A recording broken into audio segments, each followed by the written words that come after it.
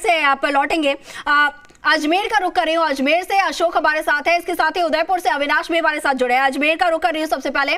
अशोक, कल भी वहां पर हंगामा हुआ था, जमकर तस्वीरें देखने को मिली थी, जहां पर पुलिस को लाठीचार्ज भी करना पड़ा, छात्रों को वहां से खदेड़ना भी पड़ा।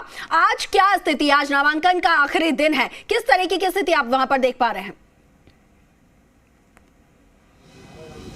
जी बिल्कुल, आज नामांकन का आखिरी दिन है। कल भी हमने देखा था कि डीएवी कॉलेज में हंगामा हुआ था और उसके बाद विधि महाविद्यालय में हंगामा हुआ था। विधि महाविद्यालय में जो अध्यक्ष पद के दावेदार थे एनएसयूआई के, वो जीत चुके हैं, मतलब उनका जीत की घोषणा बाकी है, लेकिन वो जो है अभी इनको माला पहनाकर उनका स्वागत भी किया गया है। किस तरह की इनकी दावेदारी रहेगी, इसको लेकर आगे बात करेंगे।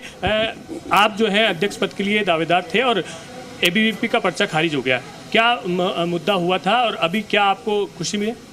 हमने उनके खिलाफ वो आपत्ति दर्ज करवाई थी, क्योंकि उनके खिलाफ कोई मुकदमा दर्ज था जो कि आपत्ति कॉलेज ने स्वीकार कर ली थी, और इसलिए उनका नामांकन खारिज हो गया और मैं निर्विरोध चुनाव जीत गए एनएसयूआई से अध्यक्ष पद प्रत्याशी के लिए। क्या लगता है जो चुनाव है उसमें पुलिस प्रशासन हावी है या फिर जो माहौल चल रहा है उसमें जैसे लाठीचार्ज कल भी हुआ, आज भी कई स्थानों पर नामांकन वापस लेने पर भी नाटक हो रहे हैं?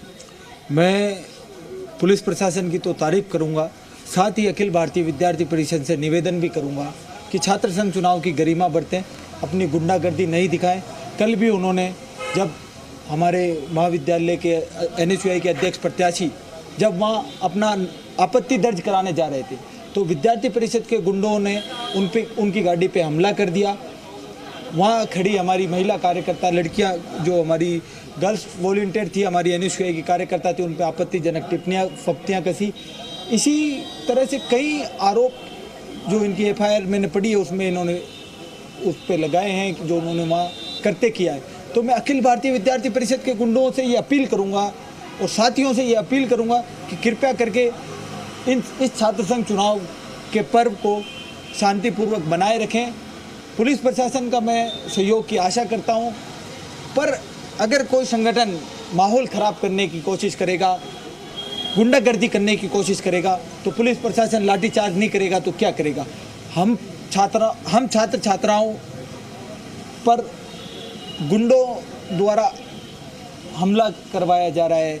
विश्वविद्यालय परिसर में जो विश्वविद्यालय के नियमित छात्र नहीं हैं, छात्र छात्रा नहीं, उनको प्रवेश विद्यार्थी परिषद के द्वारा दिलवाया जा रहा है। साथ ही महाविद्यालय में कुछ प्रोफेसर ऐसे भी हैं जो अखिल भारतीय विद्यार्थी परिषद को आउट ऑफ द टर्न जाकर सपोर्ट कर रहे हैं। तो मैं उन विश्वविद्यालय में और महाविद्यालय में उपस्थित सभी प्रोफेसरों से ये रिक्वेस्ट भी करूंगा कि जो ये छात्र संघ चुनाव है इसको निष्पक्ष तरीके से होने दीजिए। अपने छात्र एबीवीपी के पदाधिकारी हमारे साथ हैं, उनसे पूछेंगे किस तरह का माहौल जो है अभी चल रहा है, लाठीचार्ज तक की नौबत आ जाती है, ऐसी सिचुएशन क्यों?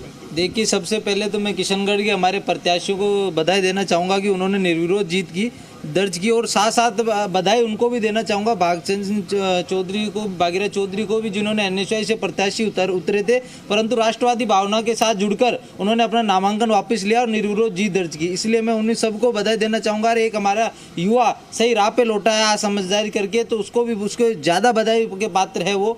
और अभी जो माहौल चल रहा है, देखिए राज्य सरकार ने जो चुनाव की घोषणाएं आनन फानन में की है, तो इस वजह से जल्दी से चुनाव निपटा, किस प्रकार से विधानसभा चुनाव में अपने पक्ष में माहौल तैयार करे, इसकी प्रक्रिया के चलते वो ऐसा काम कर रही है। लॉ कॉलेज के अंदर भी हमने देखा कि जानबूझ के प्रत्याशियों को सरकार के दबाव में लाके प्रशासन को फ़ोन करा के इनका नामांकन खारिज किया, जबकि हाईकोर्ट के उच्च न्यायालय का आदेश है कि अगर किसी भी मुकदमे के अंदर अगर 3 साल से कम की सजा का प्रावधान है तो उसका नामांकन खारिज नहीं किया जा सकता, परंतु आनन फानन में उसको नामांकन को खारिज किया गया। और सिर्फ एनएसयूआई की जीत दिलाने और किसी प्रकार के विधानसभा के चुनाव में माहौल को देखते हुए किस प्रकार माहौल बने, इसके लिए प्रयासरत के चक्कर में सरकार इसको दबा रही है, जबकि उनको जग जाहिर है कि उनकी सचिन पायलट और अशोक गहलोत की फूट जग जाई है। और जैसा कि कल भी मीडिया के सामने इनके प्रभारी ने बताया कि हमारे बीच लगातार एनएसयूआई